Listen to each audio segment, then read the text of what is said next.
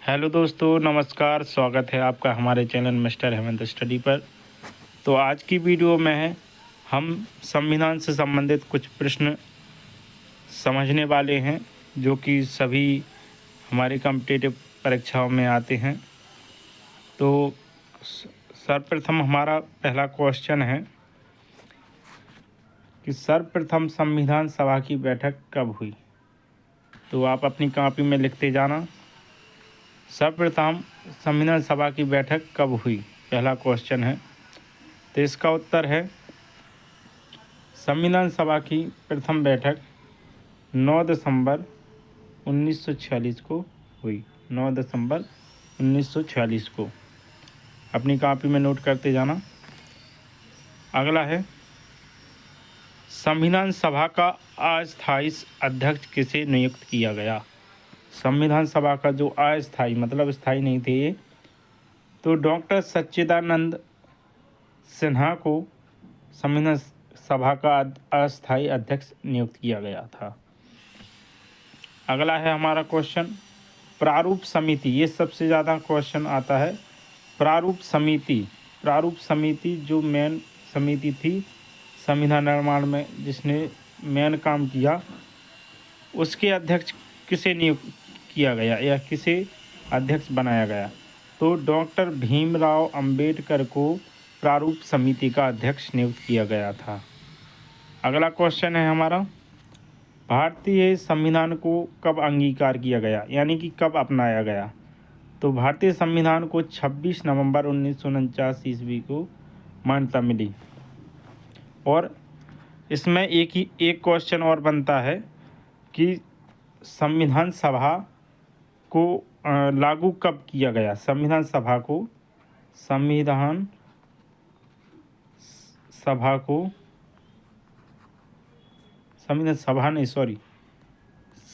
को कब लागू किया गया, ये क्वेश्चन ये भी बनता है। संविधान को कब लागू किया गया, तो ये आपको पता ही होगा, जिसे हम 26 जनवरी के रूप में मनाते हैं। 26 जनवरी के रूप में हम मनाते हैं। 26 जनवरी 1950 ईस्वी को हमारा जो है संविधान लागू किया गया था। अगर आपका एक क्वेश्चन आ जाए कि संविधान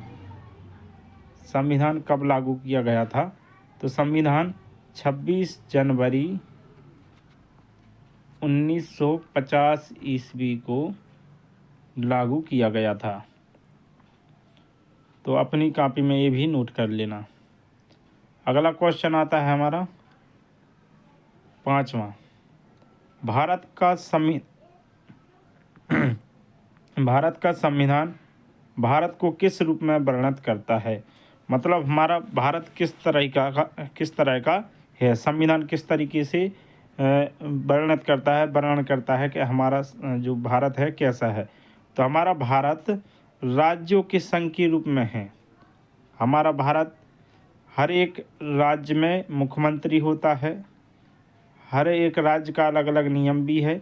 तो ये हमारा संविधान को किस रूप में वर्णित किया गया, संविधान के अनुसार भारत को किस तरीके से संविधान के अनुसार वर्णित किया गया है, राज्यों के संघ के रूप में।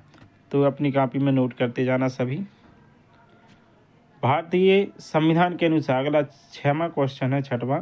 भारतीय संविधान के अनुसार राजनीतिक शक्ति का आधार क्या है। राजनीतिक शक्ति किसके पास है, मतलब शक्ति का आधार क्या है।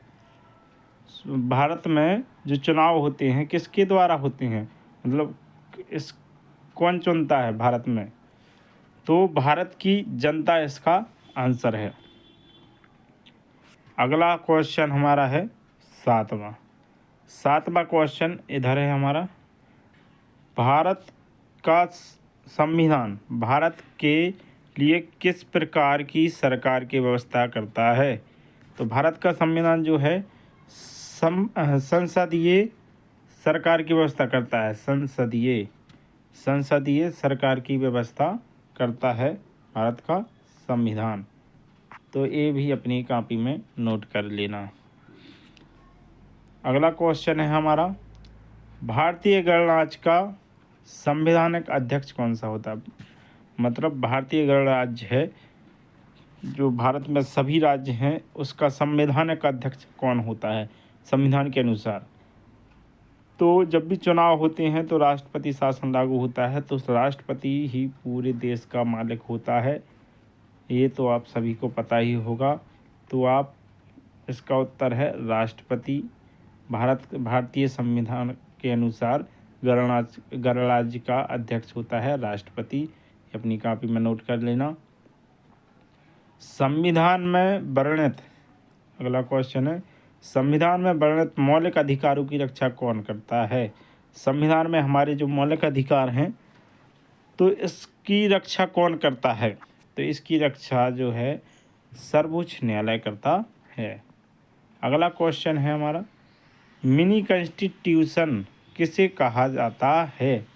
तो मिनी कॉन्स्टिट्यूशन, ये आपका मोस्ट इम्पोर्टेंट क्वेश्चन लग रहा है, तो आपका आ भी सकता है परीक्षा में। तो मिनी कॉन्स्टिट्यूशन किसे कहा जाता है? तो 42वें संविधान संशोधन को मिनी कॉन्स्टिट्यूशन कहा जाता है। अपनी कॉपी में अच्छे से नोट कर लेना। अगला क्वेश्चन है हमारा, अगला क्वेश्चन है, संविधान का रक्षक किसे बनाया गया है? तो ये क्वेश्चन तो अपना पहले भी आ गया है कि मौलिक अधिकारों की रक्षा कौन करता है। उसी के आधार पर आप बता सकते हो कि संविधान का रक्षक किसे बनाया गया है। तो संविधान का रक्षक जो है उच्चतम न्यायालय को बनाया गया है। अगला क्वेश्चन जल्दी जल्दी पढ़ते हैं। अगला क्वेश्चन है 12वां, संविधान की आत्मा किसे कहा जाता है? संविधान की आत्मा संविधान की प्रस्तावना को कहा जाता है। संविधान की प्रस्तावना है जो संविधान में है, उसको प्रस्तावना को संविधान की आत्मा कहा जाता है। अगला 13वां क्वेश्चन, हम चलिए 13वां क्वेश्चन सॉल्व करते हैं। सॉल्व क्यों? भाषा के आधार पर पहला कौन सा राज्य गठित किया गया? भाषा के आधार पर जो सबसे पहला राज्य गठित किया गया था संविधान में, वो कौन था? तो वो आंध्र प्रदेश था। ये भी मोस्ट इम्पोर्टेंट, सभी मोस्ट इम्पोर्टेंट क्वेश्चन है, सभी को अच्छे से रट लेना। दादरा और नागर हवेली भारत में शामिल करने से पूर्व किसके उपनिवेश थे, यानी किसके अंडर में थे? तो ये पुर्तगाल देश के अंडर में थे पहले। दादरा और नागर हवेली अभी भारत के पास हैं, जो कि केंद्र शासित प्रदेश है अपना। अगला है हमारा 15वां क्वेश्चन, विदेशी नागरिकों को भारत की नागरिकता प्रदान करने के लिए क्या आवश्यक शर्त है? जो विदेशी लोग हैं जो अगर भारत की नागरिकता चाहते हैं तो उनको क्या शर्त पूरी करनी पड़ती है? तो भारत में उनको 10 वर्ष तक निवास करना पड़ेगा, तभी उनको भारत की नागरिकता प्रदान की जाएगी। ये नियम है संविधान में। तो विदेशी आदमी जो भी भारत में आएगा उसको अगर नागरिकता प्राप्त करनी है भारत की, तो 10 वर्ष तक भारत में रहेगा, तभी भारत की नागरिकता वो ले सकता है। अगला क्वेश्चन है 16वां, भारत में किस राज्य के लोगों को दोहरी नागरिकता प्राप्त है? यानी दो जगह की नागरिकता मिल सकती है। तो ये ऐसा प्रदेश है जम्मू कश्मीर है जो, इसमें यहाँ के लोगों को दोहरी नागरिकता प्राप्त है। शायद ये अब हट चुका हो, लेकिन फिर भी ये क्वेश्चन लिख लेना। अगला हमारा क्वेश्चन 17वां क्वेश्चन है, अपने जो मौलिक अधिकार हैं कितने हैं? तो जो अपने मौलिक अधिकार हैं वो 6 मौलिक अधिकार हैं। 6 मौलिक अधिकार हैं। पहले 7 थे, एक को हटा दिया गया है, मुझे याद नहीं है कौन सा हटाया गया है, लेकिन 6 बचे हैं अब अपने मौलिक अधिकार। हाँ, मुझे याद आ गया, संविधान के मौलिक अधिकार जो 7 थे उसमें संपत्ति का अधिकार था जो, वो हटा दिया गया है। संपत्ति का अधिकार था जो, उसको अपने मौलिक अधिकारों से हटा दिया गया है। अगला है, भारत में कितने मूल कर्तव्यों का उल्लेख किया गया है? तो भारत में संविधान में जो है अपने कितने मूल कर्तव्य बताए गए हैं? तो अपने संविधान में 11 मूल कर्तव्य बताए गए हैं। कितने मूल कर्तव्य बताए गए हैं?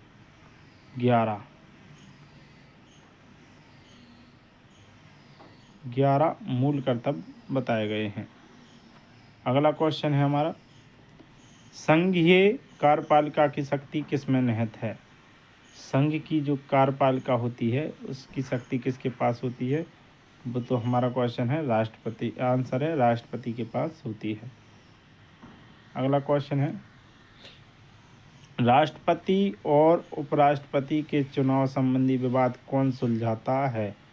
और राष्ट्रपति और उपराष्ट्र, अगर ये प्रधानमंत्री मुख्यमंत्री के चुनाव में तो राष्ट्रपति होता है अपने भारत का मालिक, तो उसके बाद अगर राष्ट्रपति और उपराष्ट्रपति के चुनाव में संबंधित जो विवाद होता है उसको कौन सुलझाता है?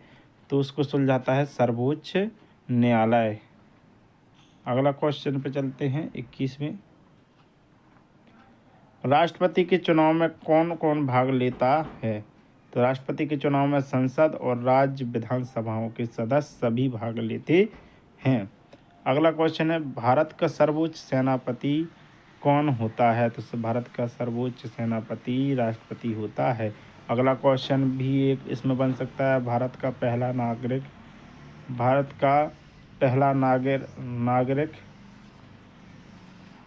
यानी प्रथम नागरिक कौन होता है? कौन होता है? तो भारत का प्रथम नागरिक राष्ट्रपति होता है, यानी राष्ट्रपति होता है। अगला क्वेश्चन है, संसद की स्वीकृति के पश्चात यानी संसद की स्वीकार्यता मिलने के बाद राष्ट्रपति शासन कितने दिन प्रभावी रहता है? चुनाव होने के बाद तो ये राष्ट्रपति शासन 6 महीने तक चलता है। अगला क्वेश्चन है, सार्वजनिक यानी सभी का धन संरक्षक किसे कहा जाता है? तो सभी राज्यों का, पूरे देश का संरक्षक, धन का संरक्षक कौन होता है? तो नियंत्रक महालेखा परीक्षक सार्वजनिक धन का संरक्षक होता है। अपनी कॉपी में नोट करते जाना। किस राज्य की विधानसभा का कार्यकाल 6 वर्ष है? और सभी का 5 वर्ष है, और यहाँ की विधानसभा का कार्यकाल कितना वर्ष है? 6 वर्ष। तो किसकी विधानसभा का है? जम्मू कश्मीर की विधानसभा का कार्यकाल 6 वर्ष है। अपनी कॉपी में नोट करते जाना सभी बच्चे। अगला क्वेश्चन है, सर्वप्रथम पंचायती राज व्यवस्था को किस राज्य में लागू किया गया? तो सर्वप्रथम पंचायती राज व्यवस्था कहाँ पर लागू की गई? तो राजस्थान नागौर में 2 अक्टूबर 1959 को सर्वप्रथम पंचायती राज व्यवस्था गठित की गई यानी लागू की गई। अगला क्वेश्चन है, भारत में कितने राज्य व केंद्र शासित प्रदेश हैं? तो भारत में, ये तो सभी को पता होगा कि 28 राज्य व 7 केंद्र शासित प्रदेश हैं। इनको आप एक बार याद कर लेना और इनकी राजधानी, मुख्यमंत्री और लेखपाल सभी याद कर लेना। लेखपाल नहीं, सॉरी, राज्यपाल और मुख्यमंत्री और इनकी राजधानी 28 राज्यों और केंद्र शासित प्रदेशों की आप सभी याद कर लेना। अगला हमारा 28वां क्वेश्चन है, जनहित याचिका किस न्यायपाल में दायर की जा सकती है? तो इसका आंसर है उच्चतम न्यायालय और उच्च न्यायालय दोनों में की जा सकती है। अगला क्वेश्चन है, राधा राधा राधा राधा राधा राधा राधा राधा राधा, सॉरी,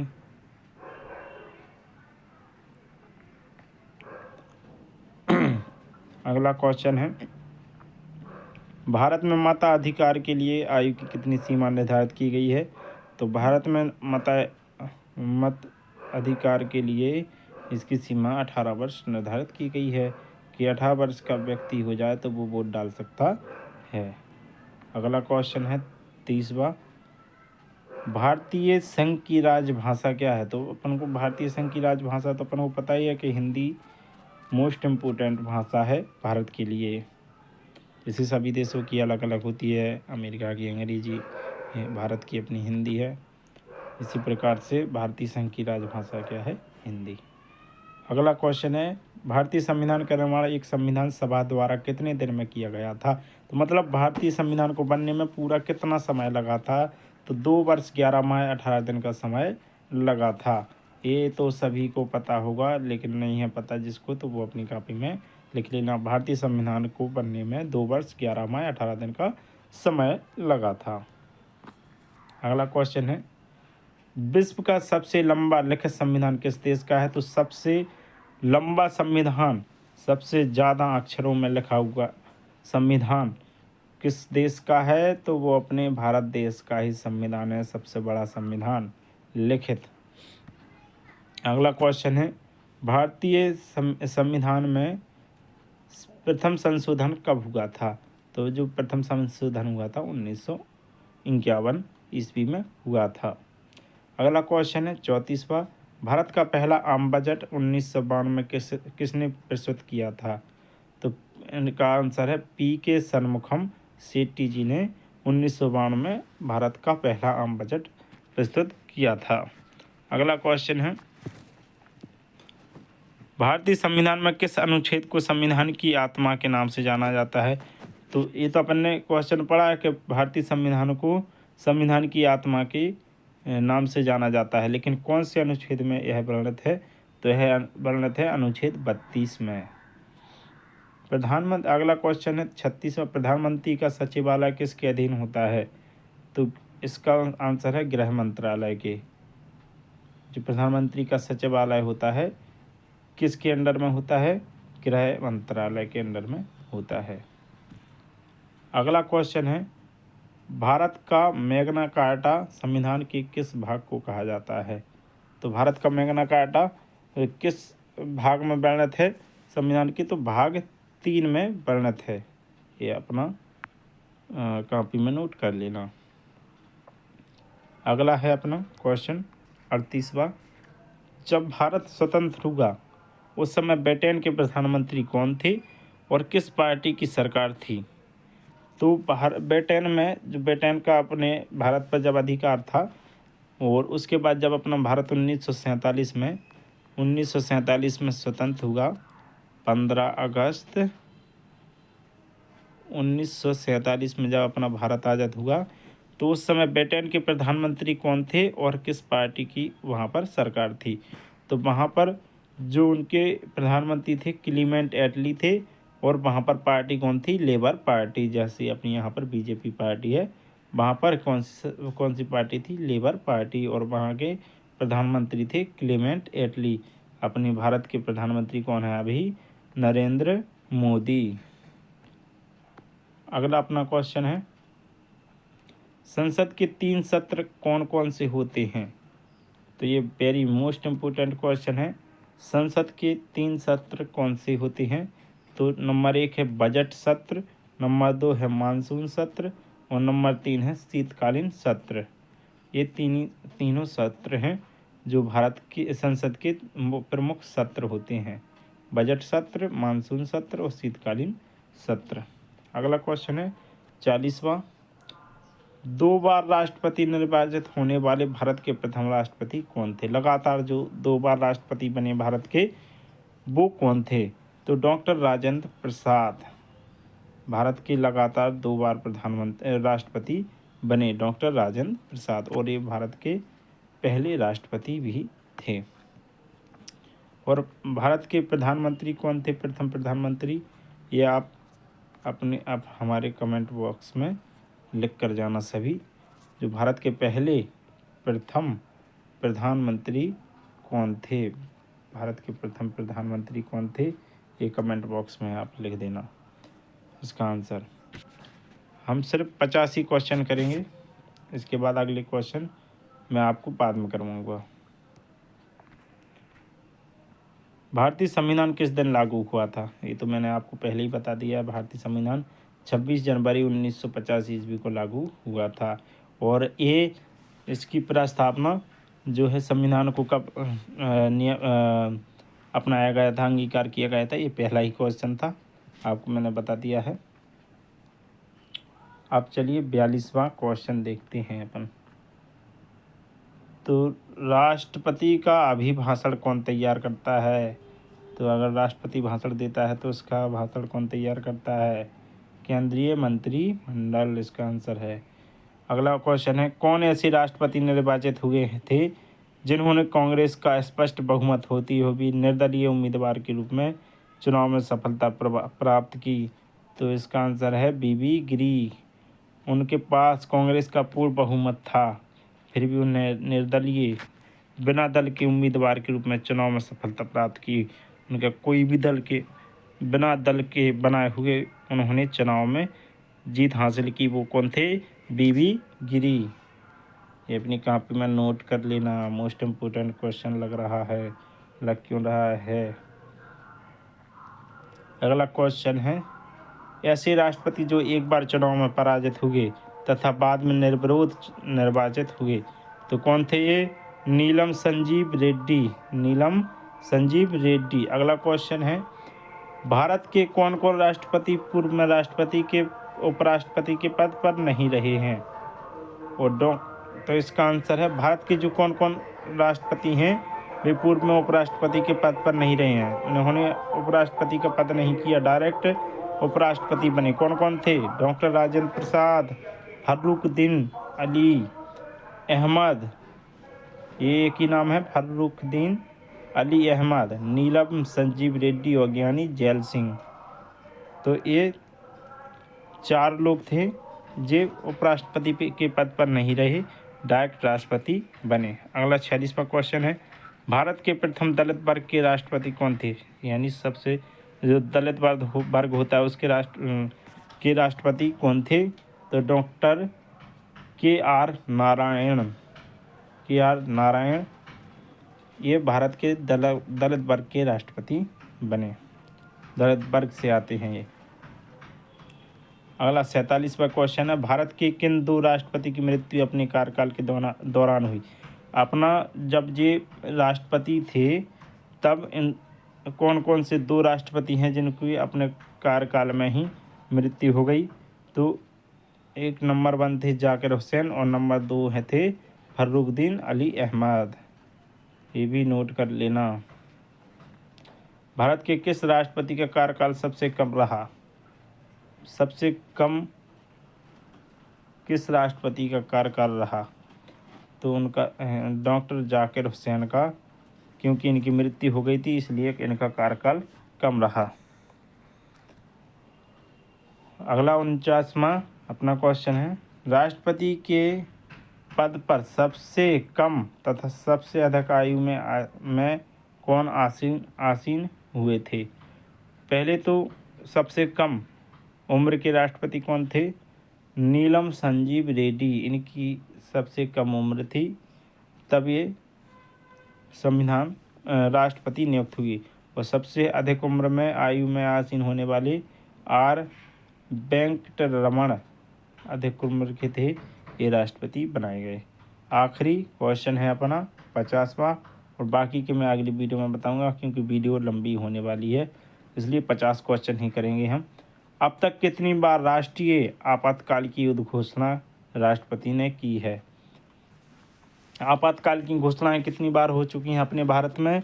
तो ये है, इसका आंसर है 3 बार आपातकाल की घोषणा हो चुकी है अपने भारत में। और इसका सन भी लिख लो आप, 1900 पहली आपातकाल की घोषणा हुई थी 1962 में, और नंबर 2 पे 1971 में और 1975 में। ये 3 बार आपातकालीन की घोषणा हुई थी। तो वीडियो कैसी लगी दोस्तों? वीडियो को लाइक और चैनल को सब्सक्राइब जरूर कर लेना, और हमारे वीडियो को अपने दोस्तों के साथ शेयर ज़रूर करना, जिससे उनको भी कुछ क्वेश्चन समझने में सहायता मिले। मिलते हैं अगली वीडियो में, तब तक के लिए जय हिंद, जय भारत।